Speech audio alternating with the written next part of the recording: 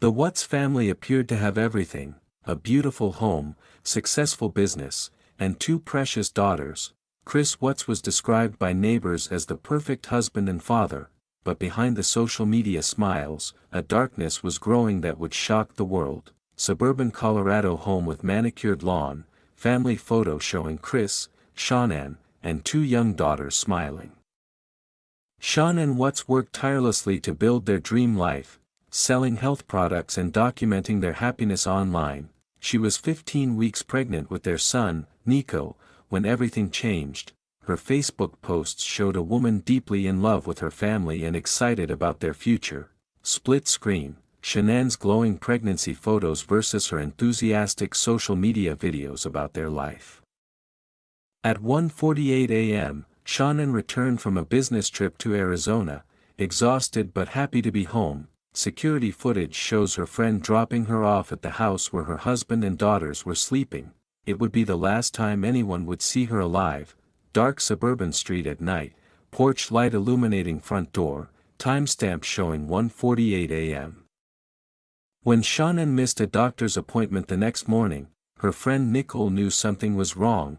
Chris Watts appeared calm during interviews, claiming his wife had taken the children and left him, but his body language told a different story: fidgeting, looking away, contradicting himself. Police cars outside Watts' home, Chris being interviewed by news crews with nervous expressions and gestures.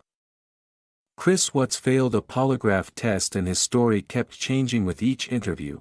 Police discovered he was having an affair with co-worker Nicole Kessinger. Text messages revealed he had been researching how to dispose of bodies and planning his family's murder for weeks. Police interrogation room with Chris across from detectives, evidence photos scattered on table. On August 15, faced with overwhelming evidence, Chris Watts finally confessed to the unthinkable. He had strangled Shanann in their bedroom, then drove to an oil worksite with all three bodies. He buried his wife in a shallow grave and stuffed his daughters into oil tanks. Aerial view of remote oil field in Colorado, police crime scene tape, investigators in hazmat suits. The discovery of the bodies sent shockwaves through their tight-knit community and across the nation. Vigils were held as neighbors struggled to understand how such evil could hide behind a smiling family man. Shanann's family spoke of their devastating loss and the grandchildren they would never see grow up. Candlelight vigil with hundreds of people holding photos of Shanann, Bella, and Celeste, tears and embraces. Chris Watts was sentenced to life in prison without parole, avoiding the death penalty in a plea deal. The case became a global phenomenon, spawning documentaries, books, and endless analysis of the warning signs. But for Shanann's family, no amount of media attention could bring back their loved ones. Courtroom scene with Chris in orange jumpsuit, victim impact statements, Shanann's parents crying.